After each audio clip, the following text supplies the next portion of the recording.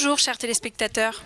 Bienvenue à notre première édition du JT de Tours, le Festival international du film insulaire de l'île de Groix. Bonjour Philomène. Bonjour Lucas. Nous sommes en ce moment sur le site du festival à Port-Laye. C'est ce soir qu'aura lieu l'ouverture du festival. Le travail de Véronique Canor, Solitude martinique, sera projeté sur la maison du port. Vous pourrez venir voir des concerts, des films, des expositions jusqu'à dimanche prochain. Les îles invitées de cette 17e édition sont les Petites Antilles. Nous vous laissons découvrir les lieux du festival avec notre reporter Morgan. Nous voici à Port-Laye, ce petit port où prend vie le festival. C'est sur le site de l'ancienne conserverie que se déroulera la plupart des événements. Tous les concerts se joueront dans l'usine. Chaque soir, des musiciens viendront vous amuser. Les films, eux, seront diffusés à Port-Laye 1 et à Port-Laye 2, ainsi qu'au cinéma des familles qui se situe au bourg. Là-haut, il y a le réfectoire, la cuisine, le bar, et juste en face, la scène. C'est là qu'il y aura le discours pour la soirée d'ouverture. Aux expositions, vous y trouverez images, tableaux et livres, ainsi que le salon de thé. Ce soir, cet espace sera rempli pour donner lieu à la projection en plein air. Merci Morgan. Aujourd'hui, nous allons nous entretenir avec le président et la programmatrice cinématographique du festival. Mao et Corentin sont en direct sur le port avec le président François Baron. Bonjour à tous. Bonjour, Monsieur François Baron. Vous êtes le président du FIFIG. Quel est votre rôle en tant que président du FIFIG ?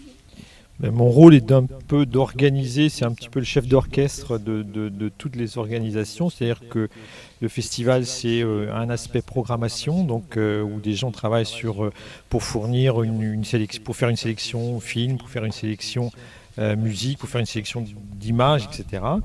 Et parallèlement à ça, le président lui coiffe aussi tout ce qui est l'organisation, c'est-à-dire les cuisines, les bars, tous les aspects techniques. Et donc c'est un petit peu à moi qu'il revient d'être un peu le chef d'orchestre et de coiffer tout ça pour qu'il y ait une unité, quelque chose qui opère convenablement. Pouvez-vous nous parler un petit peu de l'histoire du festival ? Alors un petit peu. L'histoire, le festival, ça fait 17 ans déjà maintenant, donc ça ne nous rajeunit pas. Moi j'y étais la première année, donc quand on avait monté ce projet sur Groix. Maintenant, donc ça fait 6 ans que je suis président et on a eu des difficultés au début, ça a été chaotique et puis progressivement on essaye de s'améliorer. Je pense que là on n'est pas trop mal, il y a encore des choses un peu à améliorer, et puis maintenant on commence aussi à avoir une renommée sur la région. Et voilà, donc l'histoire c'est une histoire difficile, on ne peut pas faire un historique trop long, mais voilà, ça a commencé en 2001, nous sommes en 2017, donc et je pense que maintenant le festival devrait continuer, j'espère, pour encore quelques années, voilà. Quelles sont les particularités du FIFIG ? Les particularités, je dirais qu'il y a plusieurs. Déjà, il y a le fait que c'est sur une île, donc et par définition, c'est pas toujours facile d'organiser des gros événements, parce que c'est quand même un gros événement, c'est quand même le deuxième événement. C'est le premier événement cinéma du Morbihan, du département. Donc, sur une petite île comme ça, c'est pas toujours facile à organiser. On a des contraintes de bateau, on a des contraintes d'hébergement, parce que les gens qui viennent et travailler avec nous ou qui veulent venir au festival, ils sont obligés de trouver des hébergements. C'est pas toujours facile. Et l'autre particularité, je dirais, c'est que le festival, c'est et du cinéma et de la musique, donc on essaie d'avoir un public qui est un peu mélangé, de façon à ce que tout le monde puisse participer à un événement qui arrive en fin d'été et qui permet à beaucoup de gens originaires et amoureux de Groix de se retrouver. Pourquoi cet intérêt sur les îles ? Parce que déjà on est sur une île, de fait. Donc si on n'était pas sur une île, ça serait peut-être moins intéressant. Et puis les îles C'est sur des îles, en fait, on est des petites, enfin c'est souvent des petites, comme Groix, c'est pas une très grande île, c'est souvent une petite communauté. Et puis bon, il faut apprendre faut apprendre à vivre avec tout le monde, et on n'a pas toujours la possibilité de faire avec les gens qu'on aimerait toujours retrouver. C'est très particulier de vivre sur une île. Une fois que les bateaux sont partis, on est un peu entre nous, et l'insularité, en fait, que ce soit sur Groix ou dans le Pacifique ou dans l'Arctique, on a les mêmes contraintes, c'est pareil, quoi, voilà. Et c'est pour ça qu'on essaie de voir un peu comment dans les autres parties du monde on vit dans les îles, et c'est ça qui est intéressant. Parmi les 17 festivals, 17 éditions, laquelle vous a le plus marqué? Bon, je pense qu'on va toujours rester, c'est la première, forcément.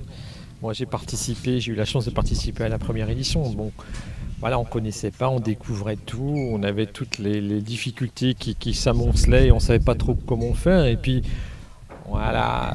Et finalement, à la fin, tout globalement, tout s'arrange. Il y a toujours évidemment des gens qui seront un peu toujours mécontents parce qu'ils n'ont pas eu ci, parce qu'ils n'ont pas eu ça. Mais bon, dans l'ensemble, ça s'est bien passé et c'était une grande fierté. Et puis bon, donc cette première édition marquait aussi pour nous qu'on pouvait faire quelque chose d'intéressant, quoi. Et ça, c'est toujours, je pense qu'il faut toujours mettre en avant le fait de faire quelque chose. Voilà.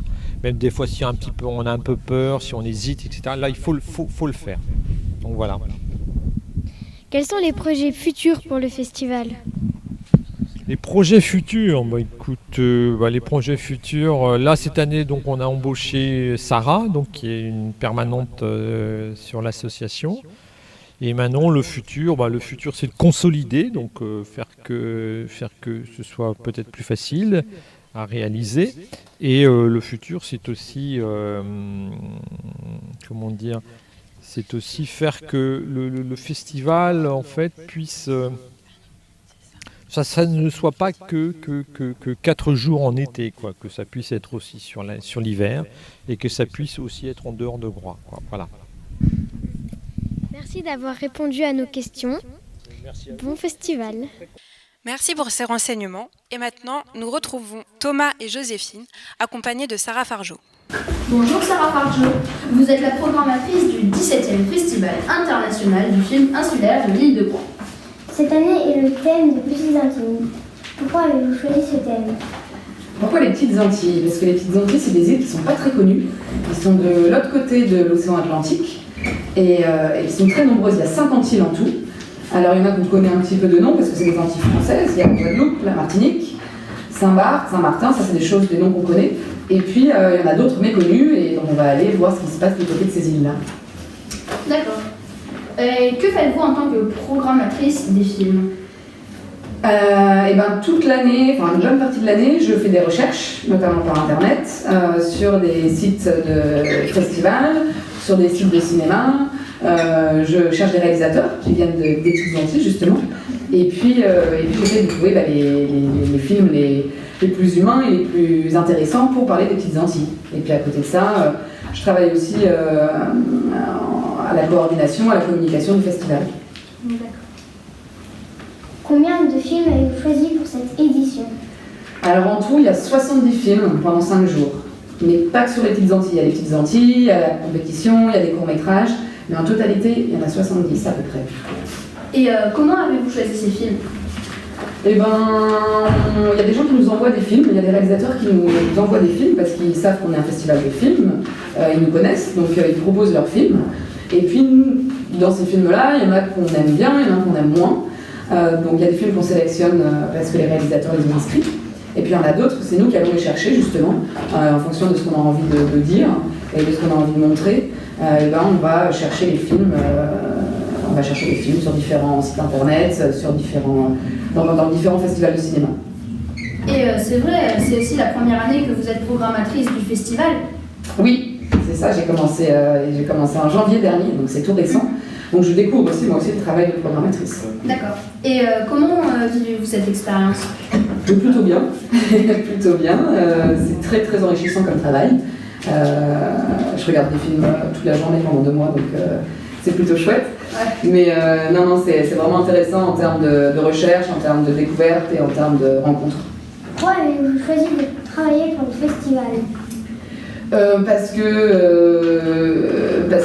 j'aimais bien le documentaire, que j'ai déjà travaillé dans une association pendant quelques mois avant de documentaires où on organisait des projections, où on organisait des ateliers de création vidéo, et puis que j'avais envie de continuer dans cette voie-là, et que j'avais bien envie de revenir m'installer à Bourg. Merci d'avoir répondu à la question. Mais de rien, merci à vous. Merci beaucoup. Nous vous retrouvons demain pour un nouveau numéro du JT. De nombreux films seront diffusés au cinéma des familles et à Port-Lay. À 23h, venez danser jusqu'à l'aube avec le groupe de Tanao à l'usine de Port-Lay. Pour plus d'informations, rendez-vous sur notre site internet. Mais ce soir, venez nombreux pour la soirée d'ouverture qui débutera dès 18h en musique avec le Cercle Celtique de l'île de Groix. Merci à l'équipe du journal, Mao, Corentin, Thomas, Joséphine, Morgan. Et à la technique, Catalina, Pascal et Eric. Merci Lucas. Merci Philomène. Et à demain.